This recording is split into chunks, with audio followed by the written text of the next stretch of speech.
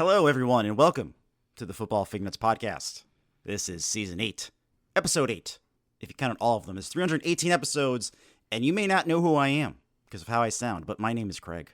And my name is Britt. Craig, what the hell? Hello, welcome. Sexy radio voice. What's going on? This is my midnight show radio voice. What's doing? What's happening? Oh my! Well, Yeah. we've made it. It's officially week 1 of the NFL. It is time to. The drafts are done. I'm all done with drafts. You got anything left?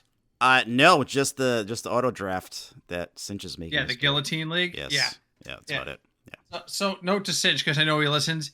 Let's plan new leagues with more than a week before the start of the season next year. You're probably gonna get better engagement. True. So, True. Yeah, so I'm also in that league and also on auto draft today. So, okay.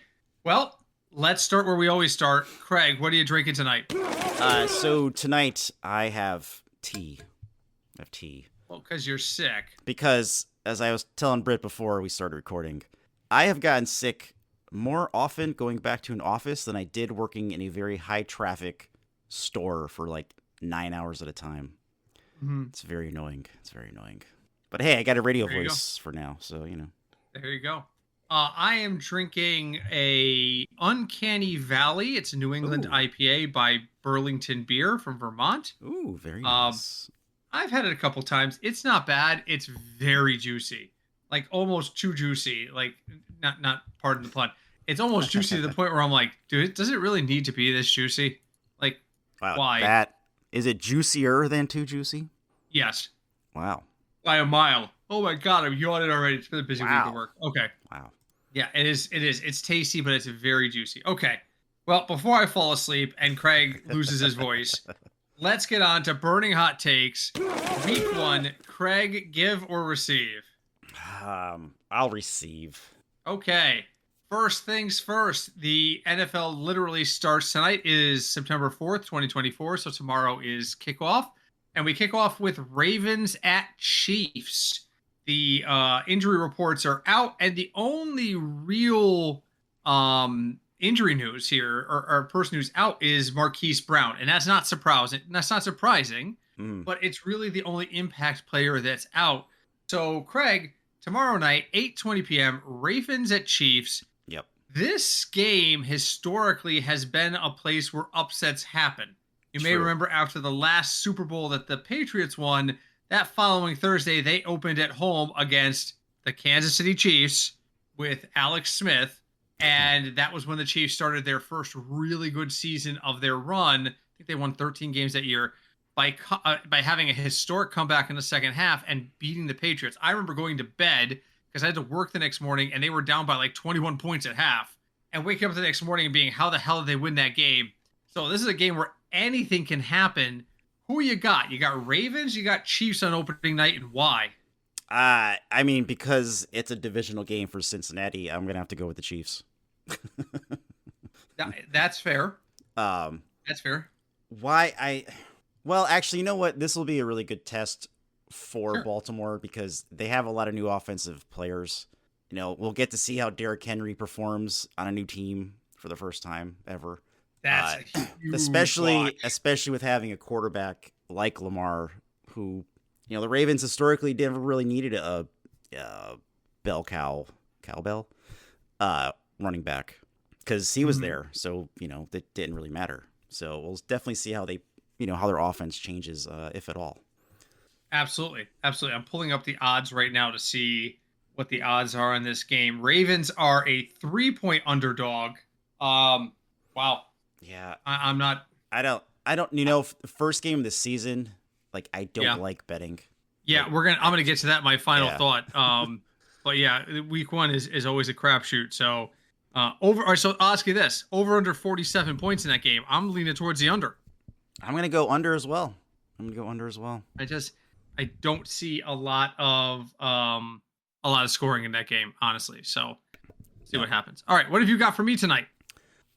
So going along the track of it being week 1, is there anyone in your mind who you're like, I just can't? Well, both sides of it. Is there anyone that you think is going to be a complete week 1 bust fantasy-wise, not DFS. And like who you think is going to be a surprise to everyone? Bust is easy. It's going to be Neighbors in New York. There's so much hype behind this young kid. It's his first game. I don't see the Giants offense looks woeful. I think it's going to take some. There's three kinds of players if you want to generalize. Guys who come right out the box and have an impact, guys who struggle out the box, and guys who are like, okay, I hope they get better, but it wasn't terrible. It's Vikings at Giants. I just don't see. And again, I used to be a Daniel Jones truther. He was. I don't have any faith in the Giants offense at all. I mean, I saw this kid and his numbers on some sites were really, really high. I'm trying to see if I can't find it. Yeah, some sites had him going. He was gone by like the third round. I'll just talk about for week 1. Oh, okay, gotcha. Yeah, I mean, I'm seeing sites that have him with a predicted score of 20 points, fantasy wise. There's no way. No. There's no way he gets to 20 points. No. I'd be shocked if he got to 20 points in his first fantasy game. So we're talking about guys who are going to be a bust. There's one guy who could flash. I think, and he's not. This shouldn't be shocking because he's a stud. But I think Amon-Ra St. Brown is just going to have a tremendous year, up and down the street. And I think we're going to start to see that right out the gate on Sunday night. I think he's the kind of player who takes teams on his back when he can, and I don't think the Rams defense is good enough to keep up with him. So while it would not be a shock for him to have a amazing game, I think he will have an amazing game. Okay, so I just double checked Neighbors. The range on him is 14 to 20 points. I don't even think he gets to 14 points. No, I think in his, PPR, I think his ceiling would be 12. Yeah, in a PPR, so that's like 6 for 60 or 5 for 70 or 7 for 50 in a PPR. That feels like 7 for 50 feels like a reasonable ceiling. Because I think Jones is gonna have to quick hit a lot. Their offensive line is made of rice cakes. So, I don't see it. I don't see Neighbors being successful. Who do you hate and who do you love out the gate? So someone who I think is going to have a good week, even though he's going against a good defense. For some reason, I don't know why, just like a vibe or whatever. I think James Conner is going to have an outstanding week this week. You are not the first person to whisper that in my ear. Yeah. I can't say for the year because I don't know how his health is going to be, and I'm not saying the Cardinals are going to win either. I'm saying fantasy-wise, I think James Conner is going to be towards the top of the running back list this week. You are like the 5th guy to whisper that in my ear this week, and I'm just like, okay, I'm starting to think I'm missing something. All right, let me see what I've got him. I've got him pegged for 13 points, which I think is pretty spot on. Spot on. Because they're going to have to rely on him. Yeah, my thing is the Bills' defense is more their secondary. Like in their pass rushing, their run defense is kind of middle of the road. So I think it's very possible for him to have a good week. Who don't I like, even though I drafted one of them, but I'm not starting him. Any of the Cowboys running backs. Like, I think the Cowboys have 3 running backs now. They're playing the Browns in Cleveland. As much as I don't like the Browns, their defense is very good. And now that they have Zeke back, they have Dalvin Cook, they have Rico, I don't know what their backfield is going to look like at all, if anything. Yeah, I honestly don't know. Yeah. What is this? My phone is doing something weird. Uh-oh. Figure that out later. I just got 2 really unusual betting tokens from DraftKings, and my phone is like, you need to bet these now. And I'm like, okay, phone, first off, you're not supposed to talk. That's not how you work. But the first one is Jefferson and Diggs both get to 50 yards this weekend. Okay. That I think is pretty easy. Been boosted to plus 150. And then the Thursday night special is Henry or Kelsey scores a touchdown. Or? Boosted to plus or. Oh. Put 2 plus 100. One of them has to score a touchdown plus 100. That one feels really nice, but touchdown scoring bets are always wicky. They are. I mean, it's very Always possible one of them will, but I think it's pretty likely. I think the Chief. I'm a Chiefs fan.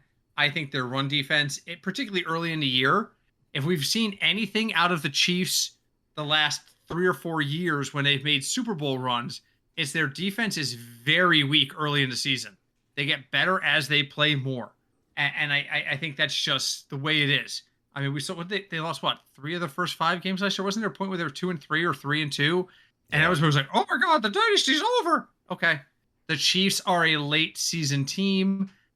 So I would not. First off, I would not be shocked if they lose tomorrow night. And secondly, I would not be surprised if Derrick Henry has a multiple touchdown game on the Chiefs. Would not be surprised. Oh, what's the odds on that? All right, hold on. Ooh, let's do that live. Touchdown scorers. I have Isaiah. No. Kelsey and Mark Andrews to combine for 2 total touchdowns plus 200. That's interesting. Why can't I find this? Oh, here it is. Plus 475 if Derrick Henry scores more than 1 touchdown. Ooh, and I have a no sweat token.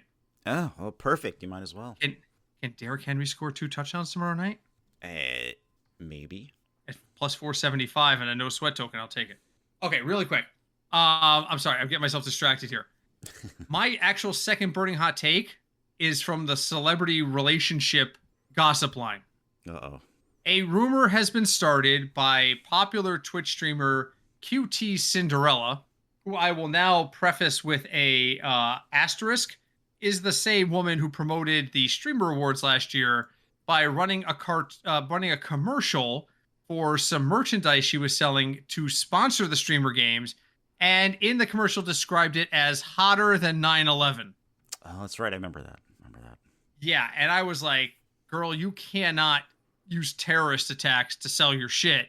And her response, because I was not the only one to raise the concern, was, we tell jokes in this chat, get over it.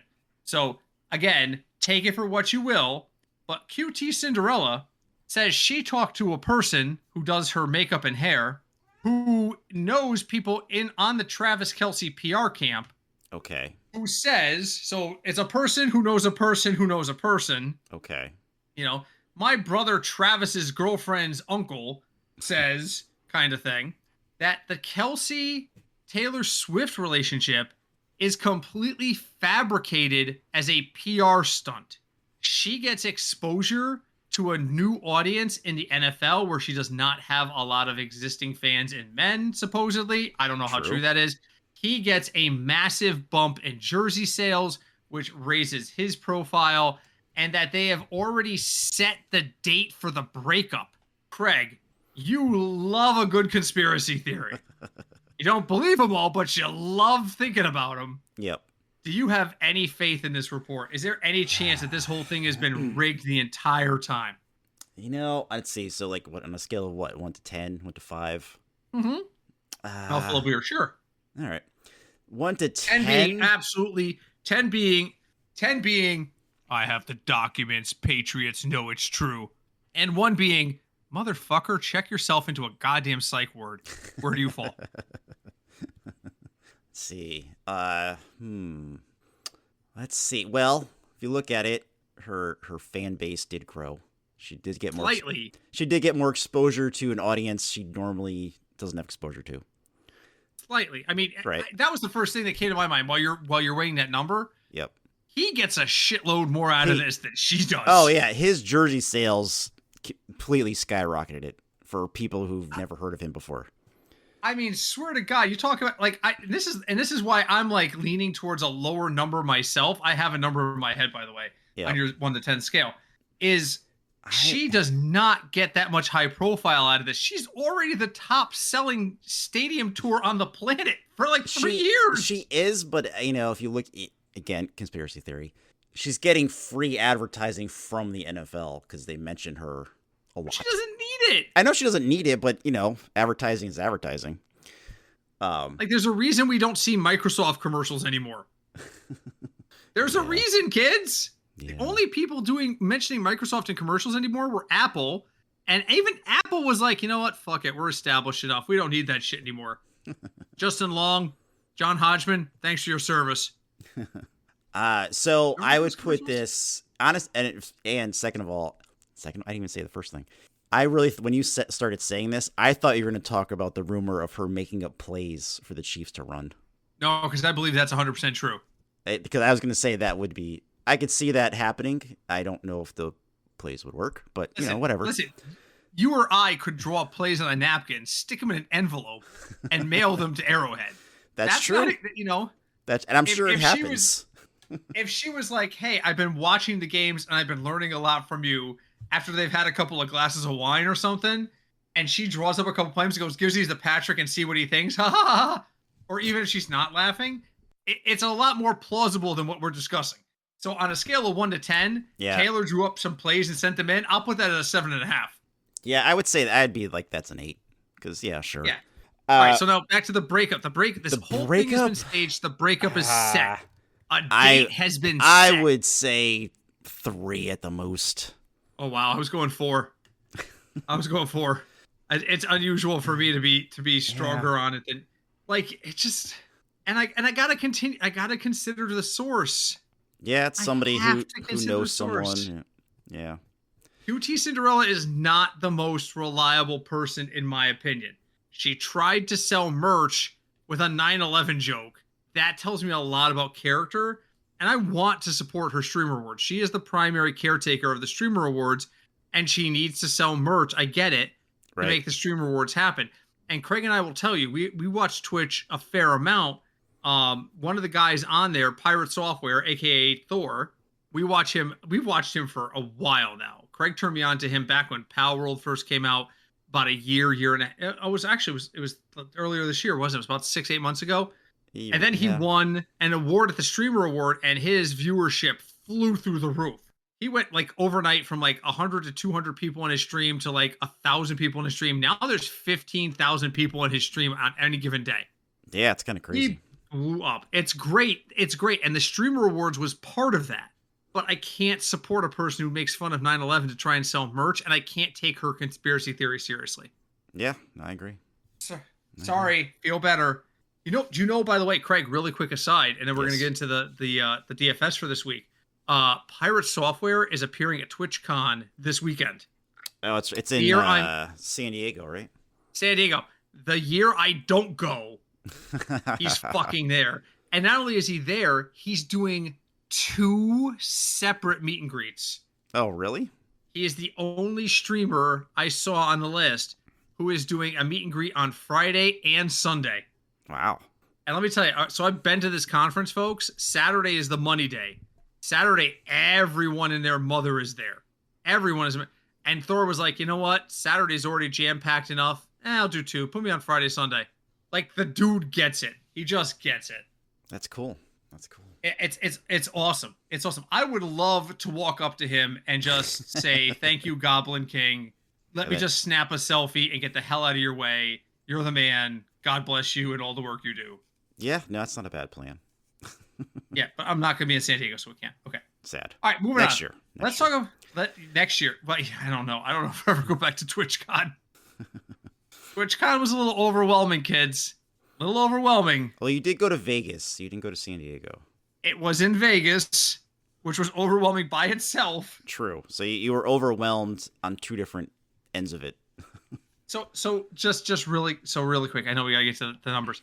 When I was in Vegas last fall for TwitchCon, I was never alone, ever, except like when I was using a bathroom. That's it. I slept in a bed with my wife. If I was awake, I was in a house with 12 other people. If I took an Uber, there was 4 of us in the car going somewhere. And if I wasn't there, I was in a casino with hundreds of people, or I was in TwitchCon, which I think drew 25,000 last year. It was insane. It was insane. Wow. I would love to take you to a TwitchCon, Craig.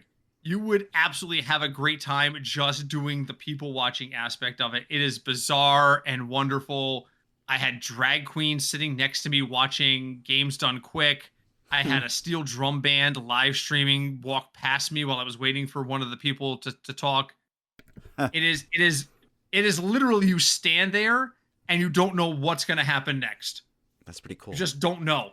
It's amazing, but for a guy with an anxiety disorder who's more of an introvert than an extrovert, it's also anxiety provoking. I could see that, or it just makes you mentally tired. Oh my God, I was exhausted when I flew back. Exhausted. you remember the episode of The Simpsons where Homer thinks Bart is gay?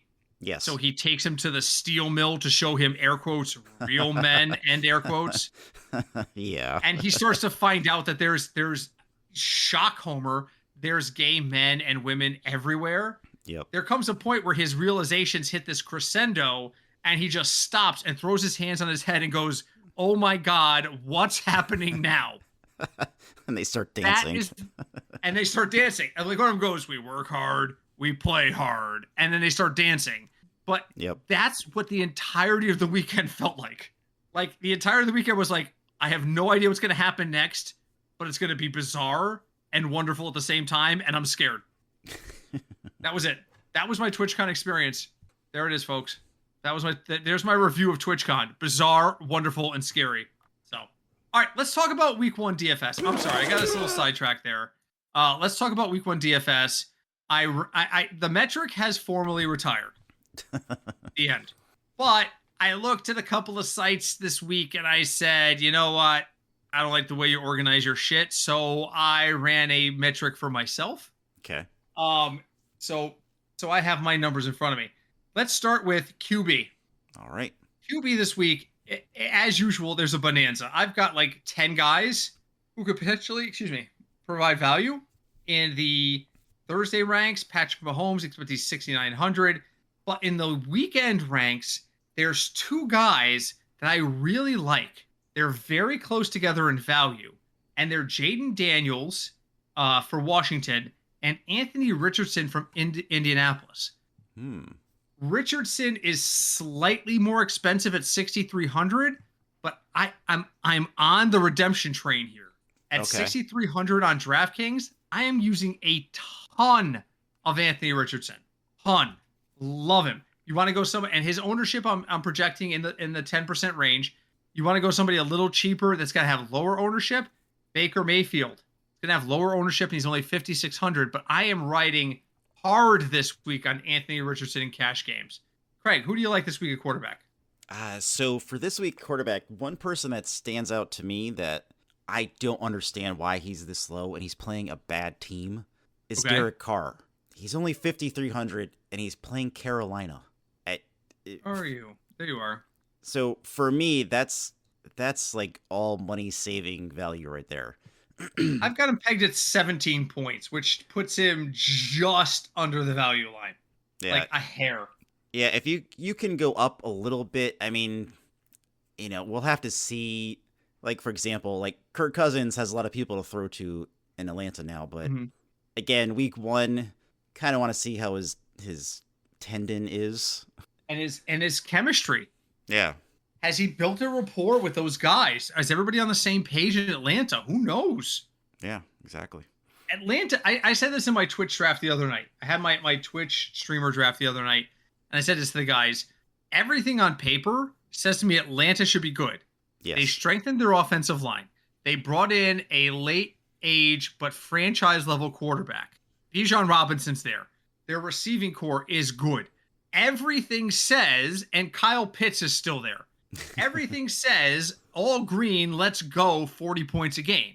But we have seen before in pro sports, Terry brought it up in that chat, but in that chat, he was like, "Yup, all those things happened when Steve Kerr was coaching the Lakers too."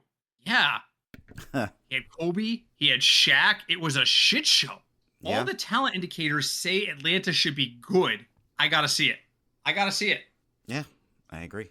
Who else do you like at quarterback? Anybody else jump out to you? Anybody else? I mean, those are the 2 main ones. That's fair. The only other person I was looking at was Trevor Lawrence, but he's 6,200, so he's a little bit below the... Some website gave Trevor Lawrence the preseason award for the most boring producer of 2024. Wow. Like, this guy is going to produce numbers, and you're never going to be excited about him. He's going to be top 10 in his position, and you're going to be like, he was all right. He's just there. He's just there, and he's gonna be in the top third of producers fantasy wise, but you just can't get it. We've all been there, right? We get that guy, and we're like, "Oh yes, I got this guy. I'm excited." No one has ever drafted Trevor Lawrence out of excitement. No. Necessity, yes. Ugh. All right, let's go to running backs. All right, running backs. The metric loves. Well, the metric. Again, my personal metric loves Christian McCaffrey. The problem is he plays on Monday night and he's 8,600. So I'm looking and I'm seeing names like Jamar Gibbs and Rashad White. Rashad White plays in the main slate. I like Kenny Walker. He's only 6,100, which means he gets to get to 12.2. I'm sorry, 18 is probably high, but getting him over 12 and getting him to 2x is probably pretty reliable. The other name I really like, and this is a stretch, and this is a Friday night game, so it may not be in the main pool, is Saquon. Oh. Saquon is 7K, and I have a feeling Philadelphia is going to lean on him because they want to make a statement. So if I'm looking a little deeper, Bijan is 7,700, and I don't see him getting to 20. What is that? 21. That's 24 points roughly. I don't see it. Alvin Kamara 6,700. I don't mind Alvin Kamara, but if I'm looking for value, I'm looking at Rashad White because he's only 6,300, and I'm intrigued by Saquon Barkley if I can use him on Friday night. Craig, what do you like at running back? So for me, running back, there's three that are kind of right in the middle. One is the person I mentioned before, is James Conner. He's 6,200. The next person is, I know you're not going to be surprised, it's Joe Mixon. Why? Because he catches passes. And Houston throws a lot. He's 66, so a little more pricey. And then I've got him at 15. I've got him at 15 points. I think a lot of that is because Houston is playing Indy, and that game could turn into a shootout. Yeah. And if it's a downfield shootout, I mean, the over-under of that game, according to, I'm looking at Fantasy Pros right now, is 48.5. That's really high for week one. Yeah. And if you want to... I'm looking at the under. If you want to pay up for running back, like Britt is going to pay up a little bit for Barkley, I kind of like Travis Etienne. He's $7,200, though. I have been on the freaking train. But he's playing Miami. And they're not that Etienne could break out this year. Think so. And he wasn't bad last year. Etienne has not been bad. He just gets hurt. I think this could be the year where he's just like, fuck all y'all. I'm Travis Etienne. And I say that, and that's usually the kiss of death. Which I don't know if I told you. I got an A in my Yahoo draft for my Twitch streamer league. It's over. It's over. I got the cool pre-made article. You're going to go 12-3. You did everything you needed to do in the draft. Let's look at your ADP. Oh my God, it's fantastic. You drafted well against the ADP. I win drafts every goddamn time because I've done a million of them. I win drafts all the time. A's, B's, all the time.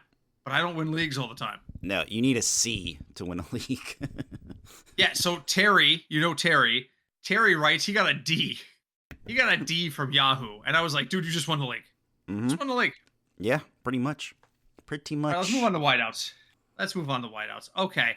I need to resort here. Give me a second. All right. So there's one name I really like because he is omega cheap. Okay. And I think, and because he's omega cheap, he only needs 12 points to get to the value line. And I think it's almost a given that he gets there. And that's Rome Odunze. Oh, you just told me I can't trust rookies. No, I told you can't trust a rookie on the Giants. I will take. We tried that before. We've done this. We've been there. We've done that. Listen, you stick your hand on the stove and you burn your hand. You don't step back and go, I wonder if it'll work with the other hand. Okay? That's not how this works. So I think the Bears are going to come out slinging. I think they're going to try to pass to set up the run. That's just my take. And I think they're going to do a lot of quick hit stuff to try and throw Tennessee off guard early and then shift into a more traditional offense. You know what it feels like to me? Do you remember when Mike Shanahan was running the Denver Broncos and they would script their first 10 plays no matter how it was going? Yes. Every week, John Elway went out there with the first 10 plays already called in his head. Yep. Every week. Did not matter if it was 4 and out. You're going to do the next 4 when you go out there. If it gets down 7, does not matter. You're going to keep doing it. And they did that to try and set a tone. And the tone they were trying to set was, you don't know what we're going to do. We're going to go everywhere. And sometimes they'd be like, okay, well, now they're on to us. We're going to hand off 3 times in a row. Nobody's going to get. But they always, I have a feeling the Bears are going to try and do that. Not script so much, but throw Tennessee off balance. like come right at them, challenge them, and Odunze is going to have to be part of that. And at 4,000, I can risk it. So I will do. I like that. I like Amon-Ra St. Brown, but he's a night gamer. I want to see Drake London. We just talked about all the talent in Atlanta, and I need to see it. I think if anyone's going to be successful against Pittsburgh, it's going to be Drake London. I also really like Deontay Johnson. I know, I can't believe I said it either. But I think they're going to come out the gate. They're in a dome, and I think they're going to throw the ball a lot. I think that Carolina is going to try and throw the ball a lot. Now, Deontay Johnson might be 10 catches for 80 yards. That's still 18 points in a full point PPR. True. So those are the guys I'm looking at. Who are you liking at wide receiver? My thing just scrolled up. Hold on. I'm sorry. Did you just get scrolled up? I did by Excel. Wow, Excel scoring points on us. It is. While Craig's getting his thing fixed, that's a common response in our podcasters' conversation thread. If somebody reports something that somebody's already reported, we're like, scroll up. Exactly. All right, what do you got? So I'm looking at like cheaper players because, I might want to spend up at running back. Dollar store Craig. So the first person on my list is Terry McLaurin because he's $5,600. Can we talk about Terry McLaurin for a minute? Sure, go ahead. He is the Mason Dixon line for me this year in good wide receivers in terms of ADP. Like I have at least an interest in all the guys ranked above him. Yep. And then after Terry McLaurin, I'm just like, really? You sure? He has been like the least talked about guy, but if Jaden turns out to be really good, and hey, if you're using Jaden Williams, right? I'm not used to his name yet. Jaden Daniels. Jaden Daniels, sorry. If you're using Jaden Daniels at 5,700 on DraftKings, then Terry McLaurin all of a sudden becomes a stack that's going to save you cheddar. Yeah. Yep. All right, who else you like? I love that idea because now I'm starting to think I might have some shares of Terry McLaurin myself. And the next one to save money is Calvin Ridley playing Chicago. He's only $5,800. He is their number one receiver. I know people are like, oh, don't get receivers that got big contracts. But here's my thinking. Their new coach is Brian Callahan. Brian Callahan used to be the offensive coordinator for the Bengals, and he's the one that put together the whole Burrow-Jamar Chase thing. So I think if anyone can make the Titans a passing offense, it's him. And I think Calvin Ridley has a little upside at that price. I love it. You got one more for me? One more, and it's because of the quarterback I picked, because I do like making the lineups where they combine, is Chris Olave at 66. Oh my God. I don't know what to make of New Orleans. New Orleans is in that Atlanta category. I want to believe. Yeah, I see it. The NFC South should be just titled Britt Wants to Believe. Like the season should open with Fox Mulder walking out and saying something like the truth is out there and points at the field. Yes. Because what Tampa Bay has so many weapons.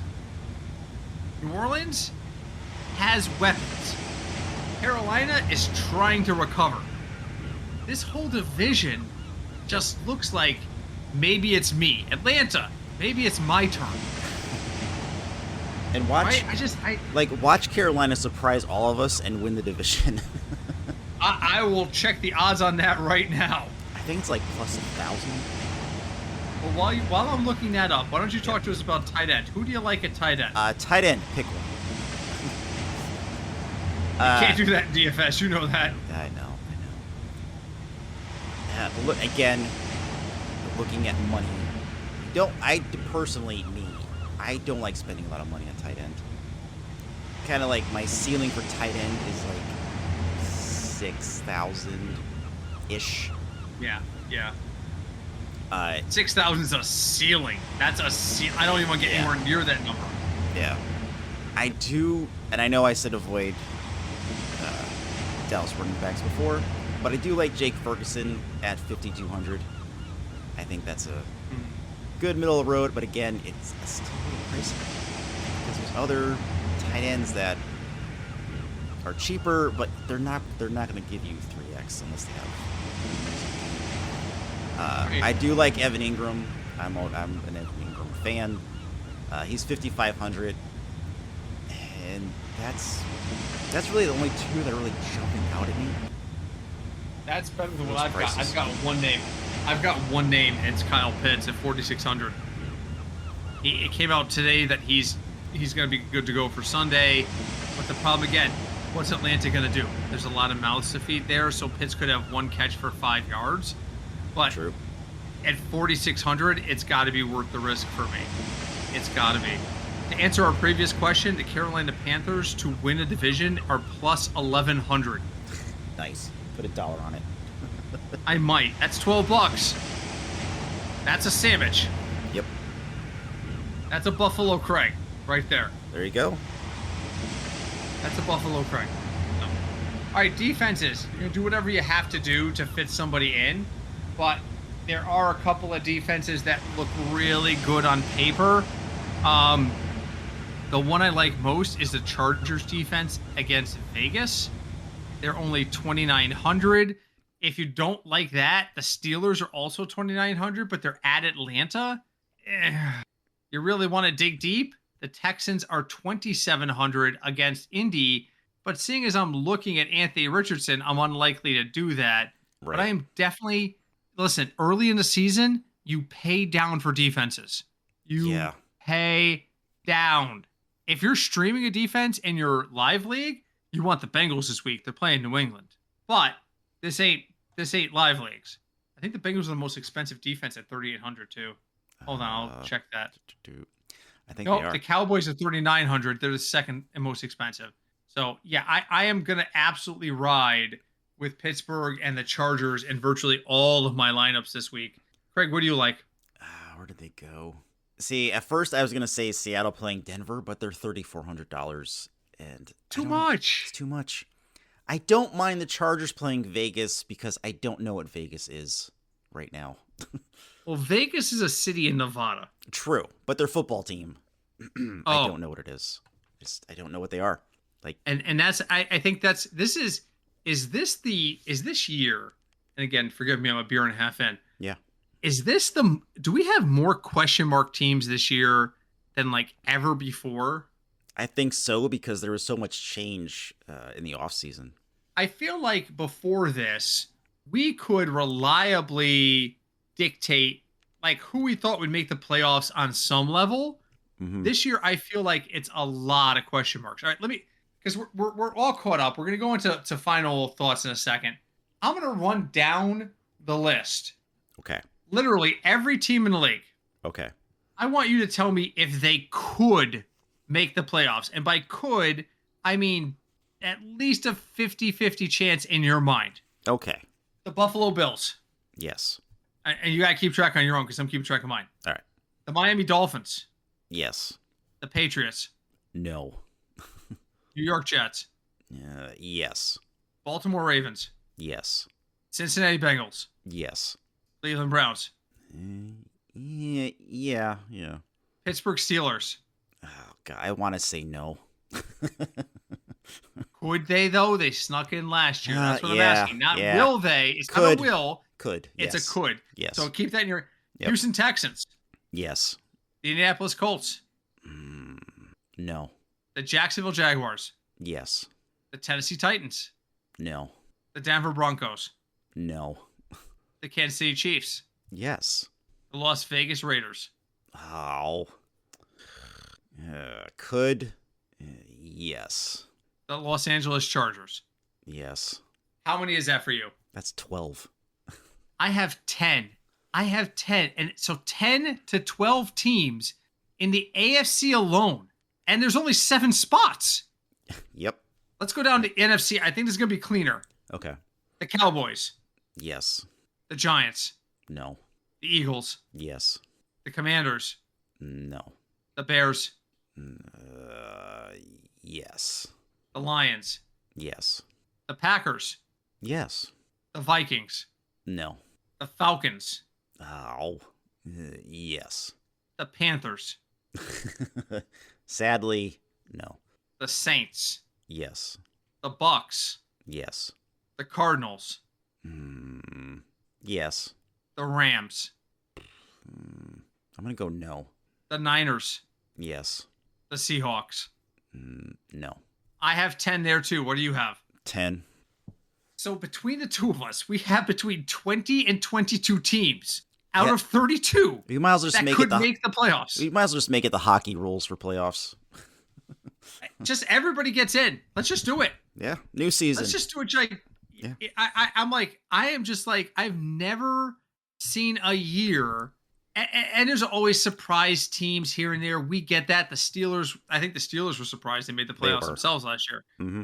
But there's always surprise teams. But I can't remember a year where my number of potential playoff teams was this high. I think it's normally in the realm of 15. Total. There's 15 guys I think will make it. Yeah. What'd you say? I cut you off. No, I said 15 total. Yes, for 14 slots. Yep. I think it's, and then there's like 2 or 3 surprises here or there. Oh, okay, I was wrong on these guys. This year, the NFC South is wide open. The AFC South is wide freaking open. The NFC North, wide freaking open. There are just so many teams that could excel, and that's exciting to me, but it's also scary as F for fantasy. Yeah. No, I agree. Thoughts? I agree completely that this year, like we said before, is our counting just proved it, is a big question mark for a lot of teams. And I think for the next month, so next 4 or 5 games, it's still going to be a number that high. Like, I don't think that number changes until October. And let's be clear. In the NFC West, I put everybody in but the Seahawks in my mind. Do I think the Cardinals, Rams, and Niners all make it? No. But could they? Could 2 of those 3 make it? Yes. Could the Cardinals be the only team that advances out of those 3? Absolutely. Yeah. Absolutely. It is. We are wide open, kids. We are going into the NFL season. It is a wide open race. There are 3 or 4 premier teams that aren't necessarily going to make the Super Bowl, but are probably going to make it to the playoffs. And then after that, it's a scrum. It's a scrum. Yeah. So, exactly. All right. With that, Craig, believe it or not, we are out of time. Sad. It is time for final thoughts. So why don't you lead us out? What's your final thought going into week 1 of the NFL season? So, my final thought. Sorry. Week 1, I think we or me or both of us kind of say this every year is I think you know where you're going. Week 1, just go light, don't go crazy. Yeah. Again, if you want to make a crazy parlay and put, I don't know, 10, 20 bucks. I have one of those. Don't put any more than like 20 bucks on it. But if you want to do one, do them, have fun, but don't go too bananas with it on week 1. So do you remember a couple of weeks ago, and I'm going to mirror Craig. I am absolutely going to mirror Craig. It is, I preach stick to your budget, right? Limit your budget in week 1. There's so much variance around DFS. Limit your budget. Do you remember when I asked the podcasters a couple weeks ago, give me one guy who's going to score a touchdown in week 1? Yes. Yeah, I put $1 on that round robin. Nice. So nice. Marvin Harrison Jr., Mark Andrews, Taysom Hill, and Anthony Richardson. I'm looking for touchdowns out of those guys. So it could happen. We'll see what happens. But enjoy the season. That's where we're going with this. What else you can enjoy doing is leaving us a review. Whatever podcast directory you found us on, probably Apple, leave us a review. It really helps us out. You can reach out to us as well. We are fignutsdfs@gmail.com, and we're also on Facebook, the Football Fignuts Podcast. Craig, with that, we come to the end of another episode. It is time to kick off the NFL season. Are you excited? I am excited, even though I probably don't sound it. Yeah, he doesn't sound it, but Sorry. He is, folks. He is. He is. We will be back next week to recap week 1 and look at week 2. We thank everybody for joining us. Until we speak next, my name is Britt. I'm Craig. And we are the Football Fignuts Podcast. Hi, Deb.